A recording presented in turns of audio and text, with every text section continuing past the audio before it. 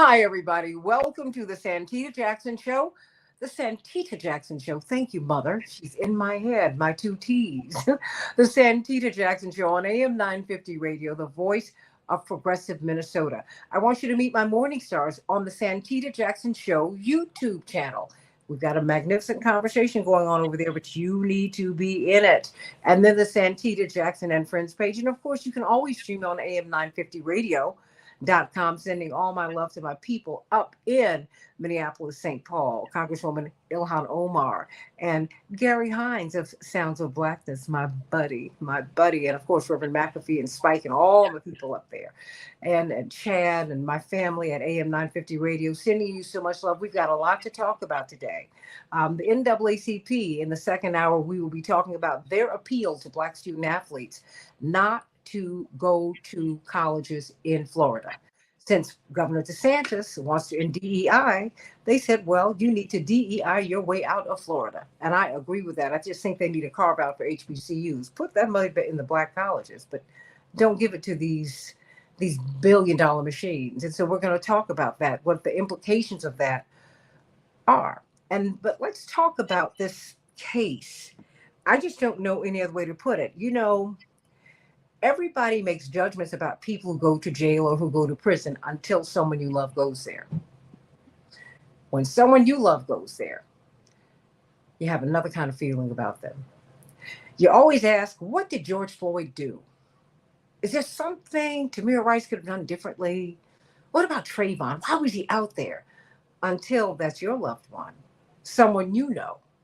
It changes everything. And so I want to talk with you today, because we have some people who, if you look at them, everything about the case will change.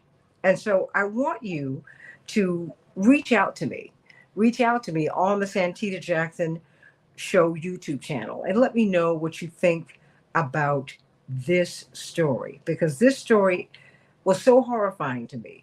I mean, beyond the Fulton County Jail where the inmate was eaten to death by bed bugs. Were that not bad enough? Had Cassandra Greer Lee, had your husband not been worried about getting COVID in jail? He said, I'm worried because this is at the height of the pandemic. It's airborne. We're scared to touch each other. We're told to stay 6 feet away. He gets it, doesn't get the care, and he dies. Completely unnecessary. Then we've got you, Carlos Miller. Photography is not a crime. Indeed, you've been kicked off of Facebook for taking photographic images and video images of people being beaten, people being mistreated by the police, people being violated by the state. We got to talk about that today. And of course, Attorney Darrell Jones, chairman of the Transformative Justice Coalition. We've got to talk about these things that are happening in America today, because a chain, what did they say? A fence is only as strong as a chain is only as strong as its weakest link. And when the most vulnerable amongst us are mistreated in this way, well, then we got a problem. So what about this gentleman? Yes, a human being. A Mississippi officer has been accused of forcing a prisoner to drink his own urine. Let me read this story to you from The Guardian. A Mississippi police officer is going to court today after being accused of forcing a prisoner to drink his own urine.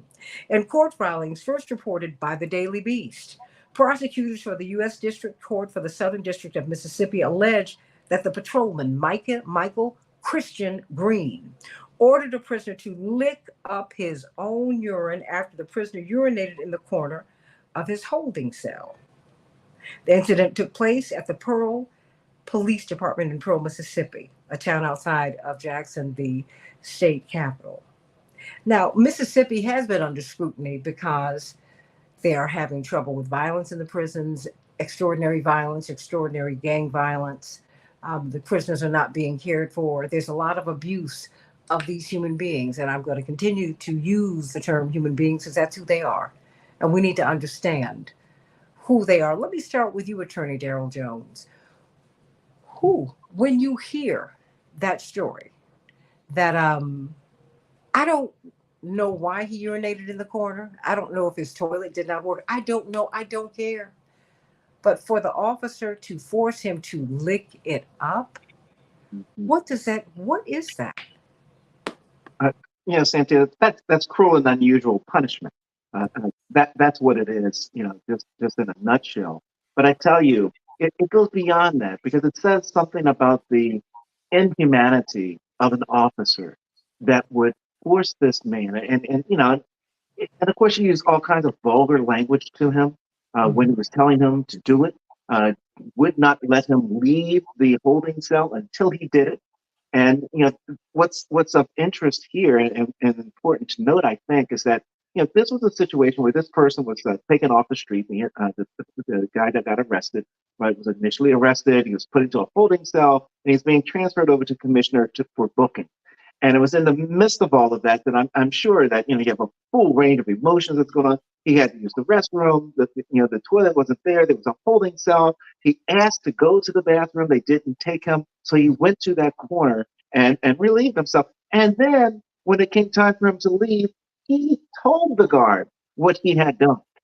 So that the guard could do whatever was needed to have it cleaned up. But what that guard then did was to drop these expletives at him and tell him to get back over there on his hands and knees and lick it up, to clean it up himself. That it's wrong on so many levels, so many levels. You talk about the inhumanity that guards and correctional officers have towards people that they are paid to be certain are kept safe and Mhm. and in good situations. It's just horrible. It's a horrible situation. And having that guard removed, the correctional officer removed, is the minimum amount. There are health consequences that went along with that because as soon as the guy was out of the holding cell, he started vomiting. So there are all kinds of civil pieces, and there's probably some criminal violations of law that are in there against that guard as well. But what it says about Mississippi, Mississippi is known to have problems with its jails and prisons, and this is just one of those examples of the problems that Mississippi has. And I am hopeful that this will be one of those things that lifts the cap so that others can start talking about their experiences and what has happened to them in Mississippi jails and prisons, so that the Department of Justice can certainly go in there and try to get things straightened out. Carlos Miller, photography is not a crime. Do you think it would make a difference in your work? I mean, your work goes back a couple of decades. First of all, let describe your work and tell us if you think that having a video image of that scenario would have made a difference. Well, my experience in 2007, I was beaten and arrested for taking pictures of police in Miami. And I also have health issues where I have to take medicine daily. Mhm. And after that arrest, I was arrested a total of 4 times for taking pictures.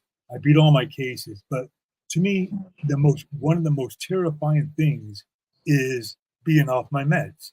I was fortunate enough to be just spend one night in jail. But what they do is, in my experience, is they don't believe you. And I've seen so many videos. You tell them I have health issues, they don't believe you. If you're sick, they don't believe you. They throw your meds away. And if I was there for a week, I would have had serious issues. And this is very consistent. They don't train these cops. These cops are very sadistic. They tend to be they laugh. I mean, I've seen so many of these videos because what I did was I started a website called Photography is Not a Crime. I ran it for 15 years, from 2007 to 2022, when Facebook censored me, they shadow banned me, they made it impossible for me to make a living. I had 385,000 followers on Facebook. I could only reach about 500, 1,000 at the most. Really just destroyed me. And and it's just a huge problem. Cameras do work, but then they also get deleted, and they're still protected. And when you talk about the cop or the guard who made that inmate drink his own urine, well, I was just thinking of another story in Austin where a cop made a homeless man eat a sandwich of feces, Hmm. and he was fired, and then he was rehired by another agency, and then he was fired again for something similar. So it's like even if, we know he did it. It was proven he did it. He admitted it. He said he was joking, but how sadistic do you have to be to force a homeless man or any man, but someone with less power, to eat pieces? And the camera, obviously, when I started 2007, we were still in George W. Bush's, the war on terror. So everybody, the cops and the guards, security guards, would not allow people to take pictures. At the time, most people were not aware that we had the First Amendment right to take pictures. I've been a journalist for a long time. I knew that. So my whole goal was to not only to proclaim my innocence, but to educate people. And that really angered me. That angered the establishment, including the establishment media, including the politicians, including, of course, the cops. And I mean, everybody turned against me. At the same time, I did grow a huge following of just regular average people from the left, from the right, who understood the problem. And eventually, as technology advanced, as more people started educating people on their rights, people now is accepted that we have the right to record police in action. And when the George Floyd incident happened, the girl who recorded that incident, she was 17 years old. Mm-hmm. She knew her rights. She knew her rights. And that's a difference between the young people today than compared to my age. When I was 17, most people in my age group, we grew up watching TV shows of cops. So we all thought they were heroes. Well, not me, but a lot of people thought they were heroes. Oh, we have to worship the police. Now there's a lot of cynicism among young people, and there should be. And that's the only reason the cop went to jail, the Minneapolis cop went to jail. And there have been so many, but that was not an isolated incident. Mm-hmm. These are not isolated incidents. They're not. It happens every day, and these guards are they're not trained, but even if they're trained, they just don't care. They don't care. They get this power trip, and maybe they're just become very cynical, and they just don't believe you. We've seen people die. I mean, I've written so many stories over the years of inmates dying where they're saying, "Look, I'm sick. I'm sick." Oh, we don't believe you. Like, these people are doctors. They're not doctors. They're not. They're the last people to determine whether you're faking it or not. And now with the one in Fulton County, well, that's a very horrific, extreme incident. I don't know if anyone has been arrested yet. Has any of those guards been arrested? Has anyone? And what they do, I just read something about it. Well, they put more money. Oh, we'll give them more money to the jail. We'll improve. And there's always, we'll just improve.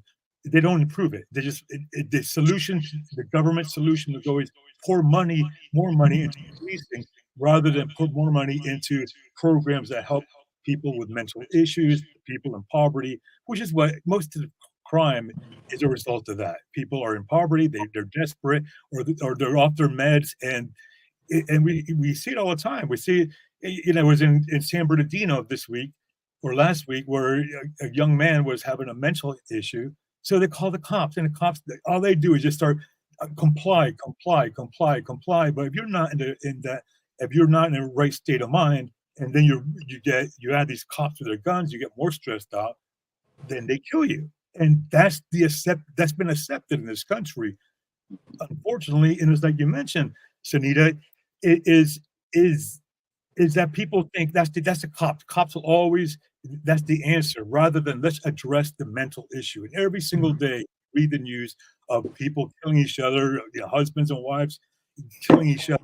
This is stress. People are stressed out in this society where the income inequality keeps growing, gets larger. The president is saying, "Oh, the economy is great," but it really is not for the average person, I don't think, because people are ending up homeless. Now they're trying to, in Miami, where I live, they made it legal to criminalize homeless. So what that does is we have to build more jails, more prisons, rather than build homes, and that would actually help the problem. So more money, the more money that goes into these prisons and cops just makes the problem worse. And I tell you, it also comes down to lived experience. Darnella Frazier, that young lady, the 17-year-old, and she was a child, 17 years of age. She had her 9-year-old cousin with her. as she was walking to the corner store. Um, in her lived experience, she told her cousin to go into the store and do not leave until I go in there to get you, because she had seen so much abuse that she did not want the 9-year old to see what she, as a child of 17, knew. So she said, "You stay in there and do not leave until I come and get you." And then she pulled out that phone and started live streaming this man's death. Because she knew it was going to go sideways. She knew it was going to, she knew that, I mean, Cassandra Greer Lee, as your lived experience as a Black woman in America, you just go, wait a minute. That's why oftentimes, Carlos, when Black people see that, we stop because we want to be a witness.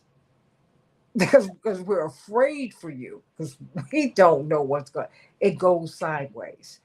And but as you saw in your experience with your following on Facebook, that you saw people who were Republican, Democrat, Independent, I don't care, white, black, brown, yellow, red, they have been abused by the police. They have been abused by state power.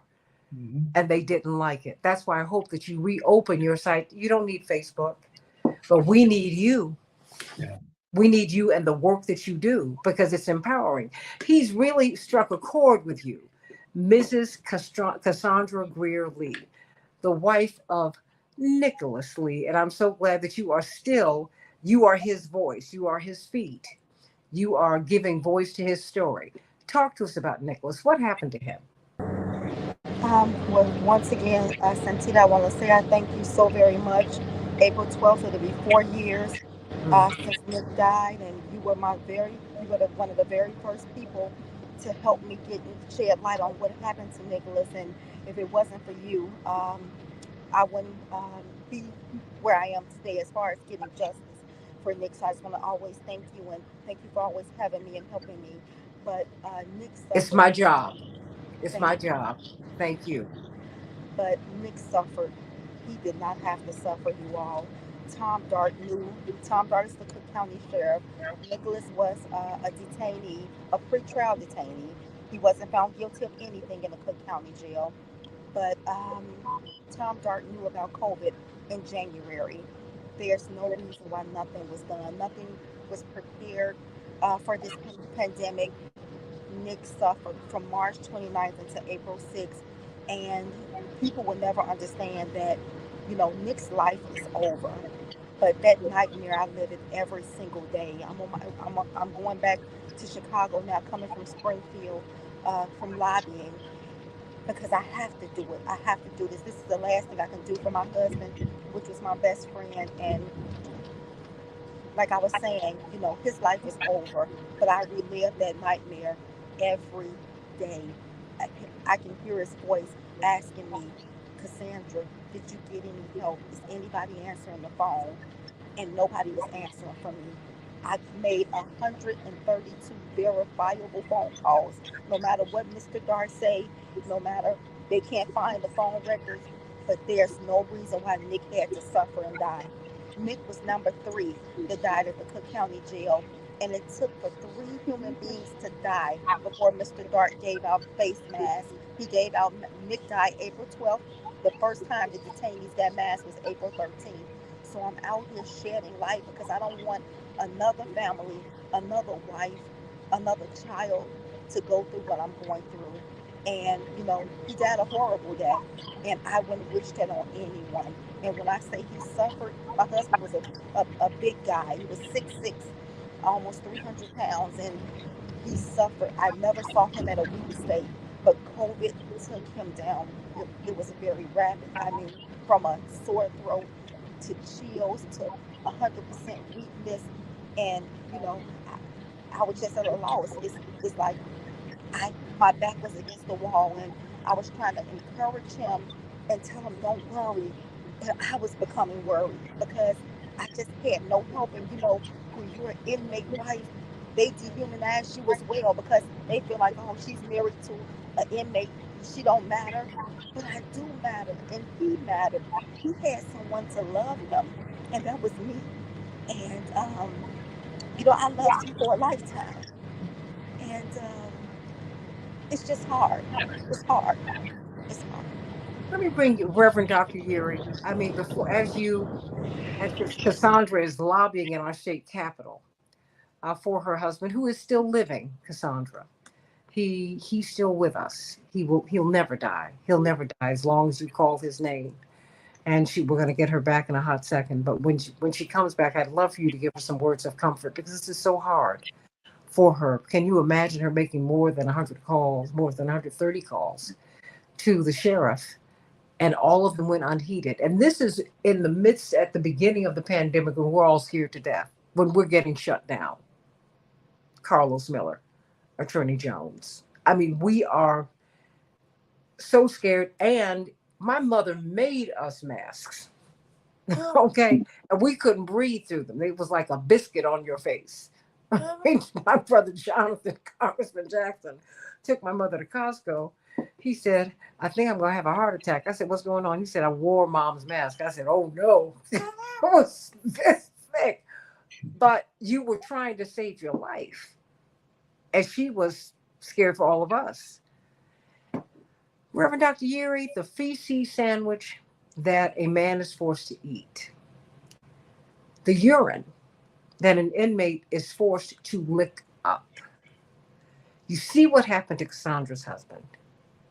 It just goes on and on and on. I mean, and our government goes on and on and on about China and other countries and their human rights record. And this is happening right here.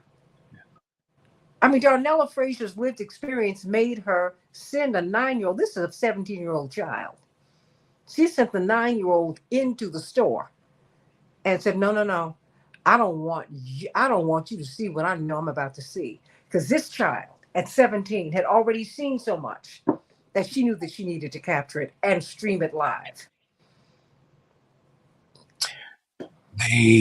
The trauma of witnessing the horror imposed on Black and brown bodies historically and even currently gives you a lot of pause. But I think we have to understand what the dynamics are. Number one, jails are run by local elected officials called sheriffs.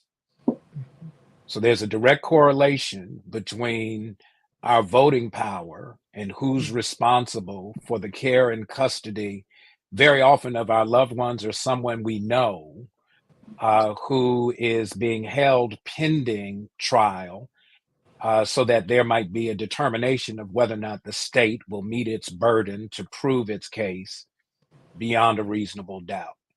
There's a direct implication of the 13th Amendment here.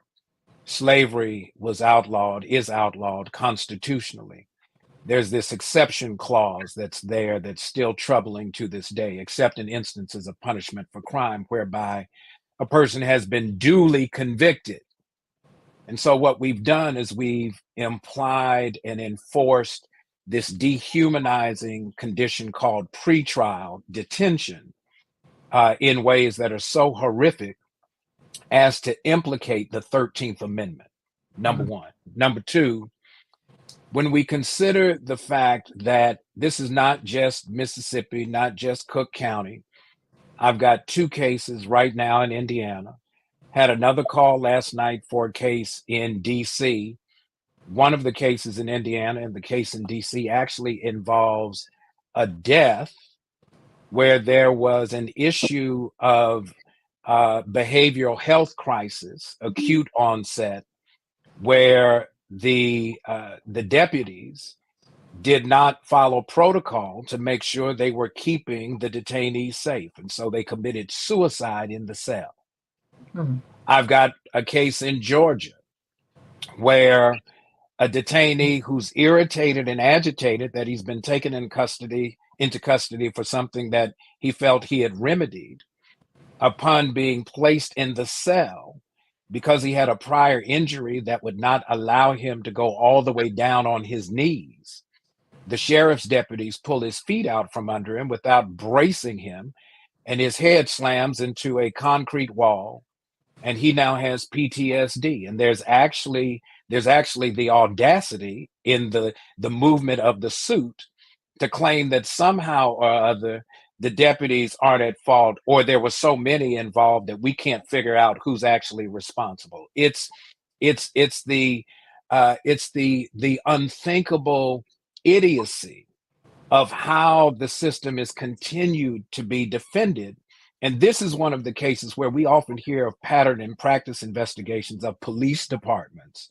There actually needs to be some pattern and practice investigations of jails and sheriff's agencies writ large, because the more you talk about it, a couple of cases here in Baltimore area, inmates, detainees beating up other detainees, where one who's our client is actually placed in the cell with the same person that falsely accused her on a false ID, and then they wonder how is it that she comes away with these injuries.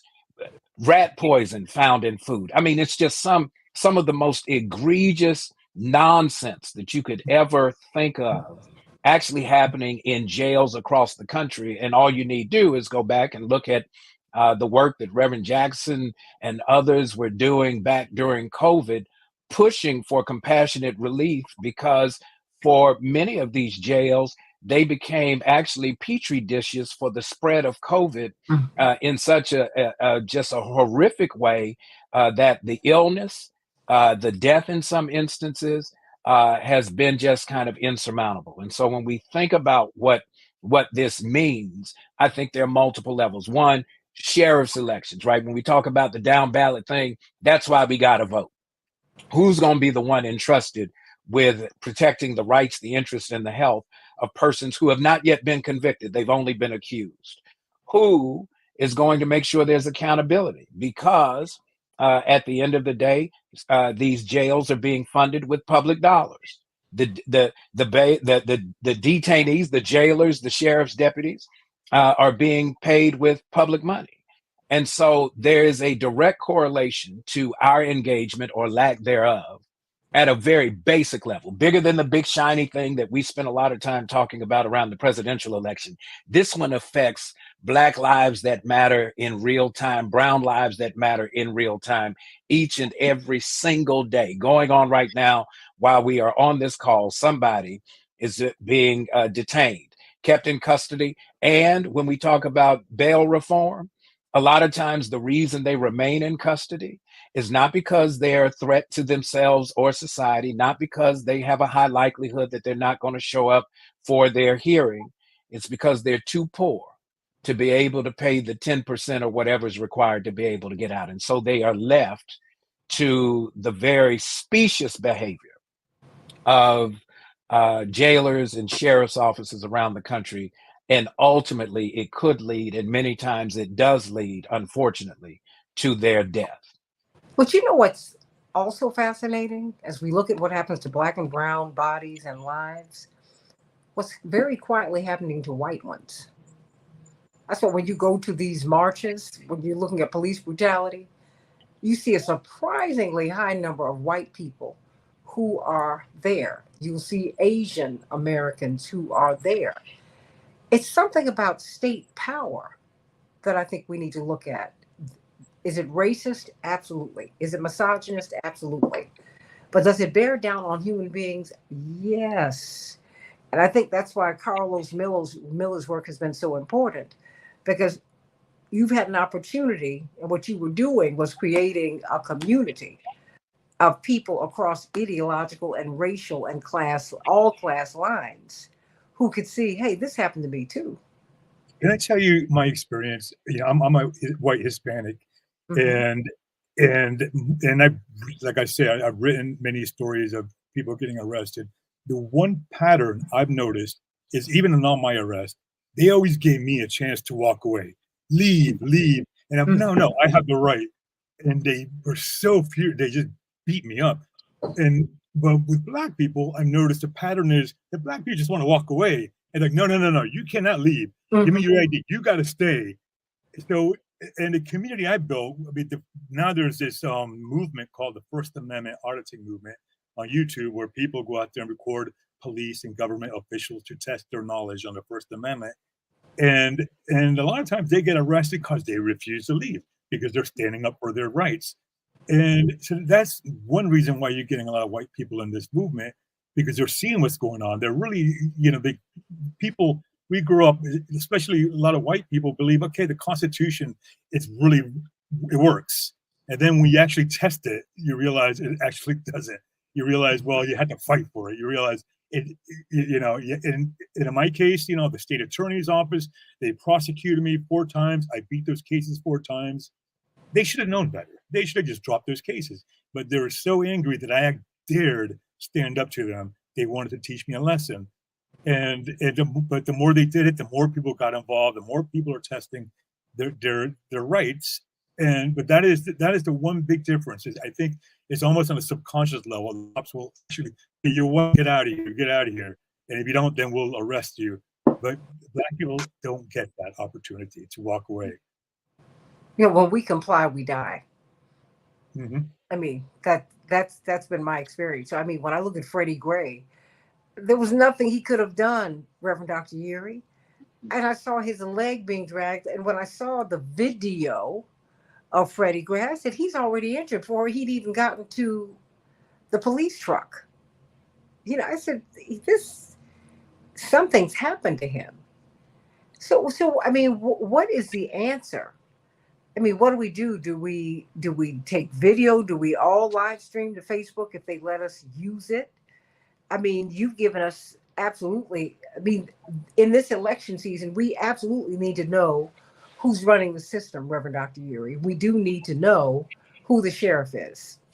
We need to know, there's so much of the system is controlled by us, but we don't know it. And the problem is, a lot of people think, the Democrats are going to help us. But the Democrats, and Joe Biden became president, and he did fund the police, more money to the police. And I've actually written about this. The Republicans are about law and order. Okay, we got to get tough on that. Then the Democrats come in and they're like, we're about community policing. It sounded nice. It was like the good cop, bad cop, but it's the same thing. Community policing, more cops in the community, to especially poor Black neighborhoods, poor Hispanic neighborhoods, where you can't walk down the street without getting questioned. You have to, and it gets tiring. I would imagine after a while you get old. And Freddie Gray, he ran. That's because he didn't want to deal with that. He wasn't breaking any law. He ran because he did not want to deal with the cops, and he ended up dying. And actually, I was in a book panel a few months ago where a young lady wrote a book about, and she's from Baltimore.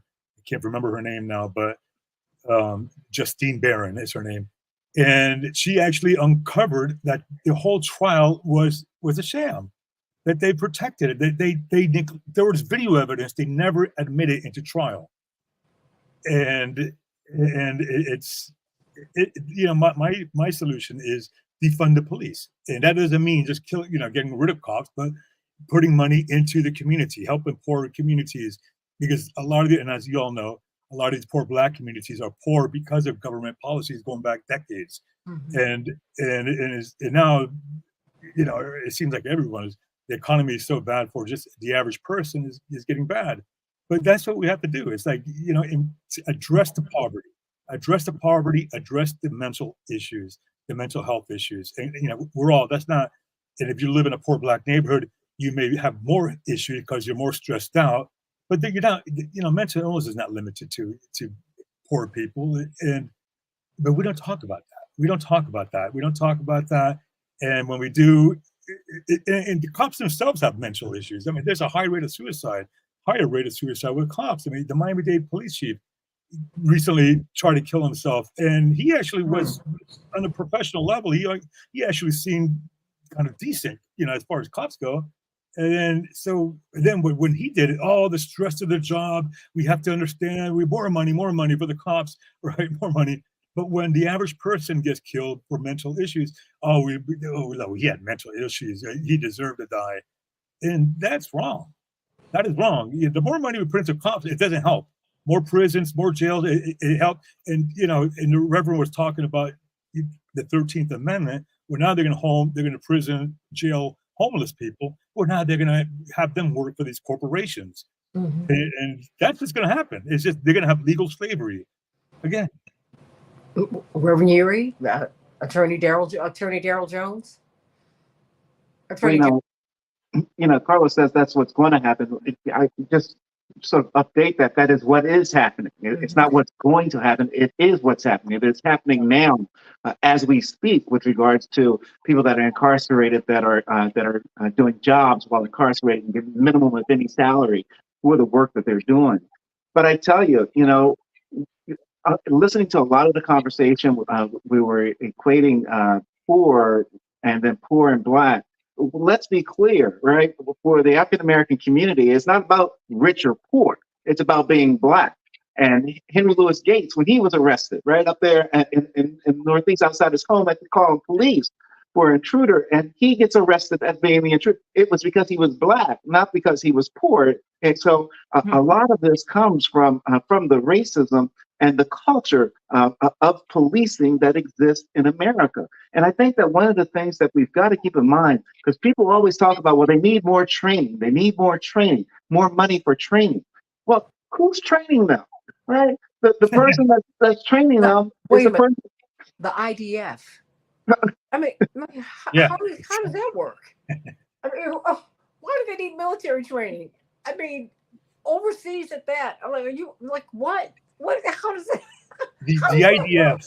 The IDF is just an extension of our very corrupt criminal justice system, and they act like our cops without the Constitution. So the cops are kind of restrained here, but over there, if we've seen the videos, and because of those videos we're seeing from the Palestinians, what's happening now, people are waking up, just like they woke up here in this country with police abuse, and now the whole world is turning against Israel because they see him. Because we used to have to believe the hype, and you can't really talk about it without having your life destroyed. But now we're seeing it. Now there's a change happening because of these cameras. And they're very sadistic. I don't know. I cannot explain it, but they're very sadistic, and I'm seeing the videos, right? So there's not like an opinion. And you've seen these videos over and over and over. There is a strong pattern there, and then they're training our cops. And you can see the similarities. You can see where it's all connected. It is all connected. I And mean, we're all paying for it. That's the worst part is we have to pay for it. While people are losing their homes and people are losing their jobs and people are going hungry and people can't get their medicine, but we got to pay for genocide. I mean, and Attorney Jones, you were making that point that wait a minute, this is happening right now as we speak. I mean, just as the amendment was written, no, you're free until you go to jail. Then now you have the tent program, that is bringing people in. When we're watching, this crisis at the border. Oh, no. 400 plus companies. These workers, these people are being dispersed all across America so that they can go to work for a fraction of what they would pay the American worker. That's what's happening. It's called the tent program, and our government is overseeing it. You cannot make this stuff up. And they're overseeing what's happening. They're overseeing what's happening to the average American citizen. No one wants to go to jail because you're afraid nobody's going to come out alive. Yeah. I mean, that's what's so scary. I mean, Reverend Dr. Yuri, we have Cassandra back. Cassandra? I'm so sorry, guys. The Wi-Fi is horrible on the bus. No, you know what, Cassandra? Why don't you explain to everybody what you are doing? You went to the state capitol to do what today? You know what? I'm advocating to end solitary confinement, everybody. They say that if an animal is caged longer than 6 hours, it's deemed to be animal cruelty, and a person can, be prosecuted for that. But what are they doing to human beings? Human beings are in the cell 23 hours a day. So, this is just not right. Solitary is not only torture, but it's meant to just mess up their whole mental. And I mean, these are human beings back there, and I'm just advocating and doing the best that I can to end solitary in Illinois. They were successful in New York, so hopefully we'll follow suit and this inhumane treatment. You know, no one talks about what happens in solitary, and no one really talks about what happens when people are detained. I mean, I am stunned that this gentleman in Fulton County was eaten to death by bed bugs, and he had not even been. He was in pretrial detention. I mean, He could not afford. I was just reading. Because we were talking about bail. uh-huh. He was unable to afford a $2,500 bail. That would have saved him, but he was unable to afford it, so he had to die a very painful death. Reverend Dr. Yuri, what is the remedy to that? Well, the remedy is one, making sure that there is an entire core and cadre of culturally competent attorneys involved in the process. That's one. Too often we find that there's over reliance on the stress and the strain of public defenders who, in terms of managing caseloads, have a formidable challenge. And so you got to have lawyers early in the process. So that was a big fight in Maryland, in a case called Richmond v. DeWolf. And so I think that's a part. But the other part is just accountability. It is so hard to change behavior when access to the courts, and many times it's after the fact, after a death, right? On a call with a mother last night, her son dies in custody. We've got to wait for autopsy report. You can't really get any incident reports. They drag the whole process out, and then they make you prove, here it is, what is the amount of your loss and damages? Because if you have someone who has already been implicated by the system time and again because of abuses in the system, they actually use that as a slight against determining what the value is. You mentioned Freddie Gray. Let's just be clear on what happened with Freddie Gray, about a mile or so, give or take, maybe a little less than, from my church. He comes from a neighborhood, Sandtown, Winchester, which has the highest percentage of persons taken from community by the system anywhere in the state of Maryland. It's a Sunday morning. He's out on Sunday morning. There's eye contact supposedly made between a police officer and Freddie doesn't want to be bothered. Freddie runs. The officer takes the running as suspicion and is tackled, injured, placed in the back of the van without restraints, taken on a rough ride that leads to the severing of his spine, where he dies about a week later. Let me be clear about how all this works. Stephanie Rawlings Blake was the mayor at the time. I know how she wrestled with it. I'm her pastor, so I was there. I sat in meetings with Commissioner Batts and the mayor, and I heard Commissioner Batts say to me, I don't yet have any information about what was the reasonable suspicion that caused them to chase Freddie that morning. It came from the commissioner in a conversation. Didn't come out at trial. Because in the course of officers getting trials at the same time back then, they had the Law Enforcement Officers' Bill of Rights. It was the oldest Law Enforcement Officers' Bill of Rights in the country, having been established in 1977. It had significant protections for the police officers, many restrictions. And so you got to look at that. You got to change the law about the protections that go in for law enforcement, and you have to extend it to folks who work in the jail. And then, when we start having these conversations, unless you make them pay, unless the state has to pay, and remember, in many of these instances, there are tort caps on how much you can recover. So they actually, in many instances, make it cost effective. It is more cost effective for them to kill you than for you to survive your injuries and live to tell about it in a trial, literally. And so when you hear the extremes, they're extreme because, as I've heard some folks who work in the system tell me before, always remember dead witnesses don't lie. So that's their issue, because they are insulated from accountability. And unless there's a change in the legislation and the litigation posture where you actually have damages that they're supposed to pay.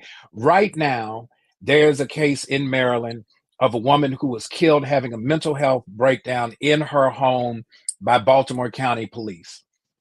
Corinne Gaines. Corinne was killed in her kitchen where an officer fired blindly through the drywall in the kitchen. Her son, who was in the kitchen with her when his mother was shot, was injured from some of the shots. And the jury in Baltimore County actually came back with damages of almost $30 million for Corinne's son. Let me tell you, the county executive who is now running for Congress for Dutch Rupersberger's seat refused to settle, and the judge has kicked the case out, thrown the jury verdict out twice because it's excessive. If we don't start making sure that there are limitations on how, by the way, the judge who did it, and this is factual, used to be a Maryland State police officer. So when we look at these issues, it is not coincidental that we see these lines of overlap that make you want to question, why do we keep seeing it? Is because you have to do so much to get any level of accountability. And so if we don't push the change in legislation, we're going to keep signing up for these just and over again without any sense of responsibility being taken.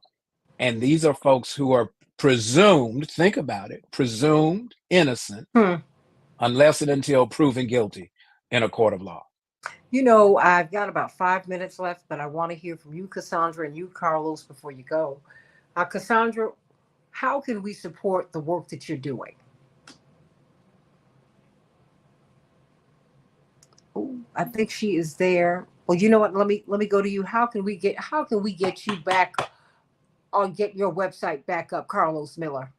Well, I don't know, because I've been blacklisted ever since I had to shut the site down.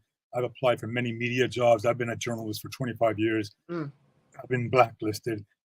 And I do want to make a couple of points, though, about what we talked about.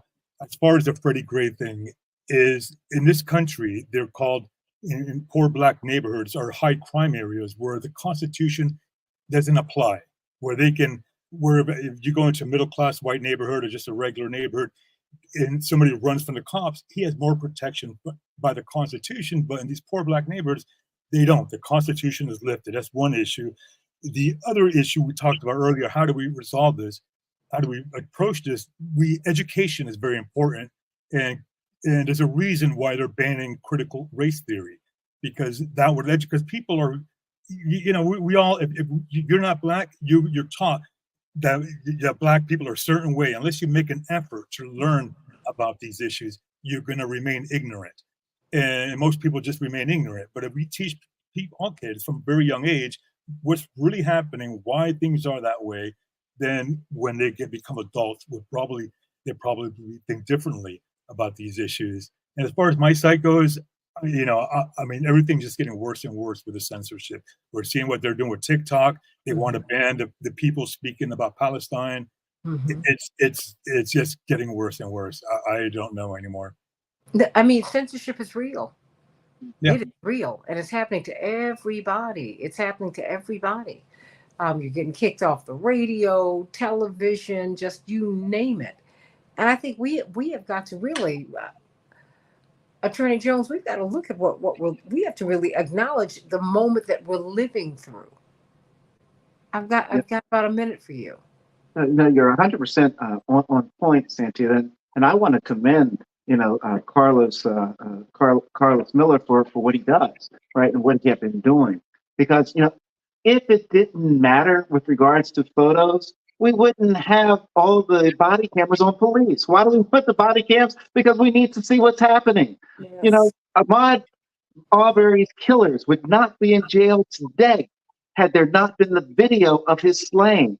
So, all that makes a difference. It's unfortunate that in order to believe what the African American community is saying is happening, you need to see it happening in real time. But that's where we are. And the last point I want to lay in there, Santita, is that, Reverend Urey was right on point when he was talking about Mickey Norman, who was the judge in Baltimore County that threw out the judgment in that case. But the other piece I wanted to just lay in there, he's an elected official. And that's why it's important that we vote for people that hold our interests. We've got to be certain that we register and we vote into people that are going to hold our interests and treat everyone equally across the board, Santita. And in this election season, you need to know whom you're voting for.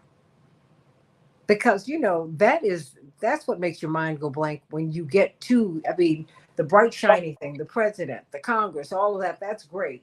But when you turn the page and you look at the judges, you just start checking. Whatever, I just want to get through it. And that is not what you're supposed to do. We've got to really begin to hold them accountable, Reverend Dr. Urey.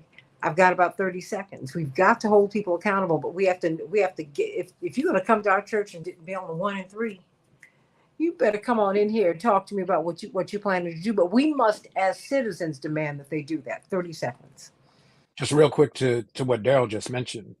Think about this.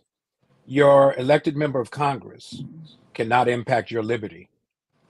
The President of the United States cannot impact your liberty unless you have been convicted of federal crime.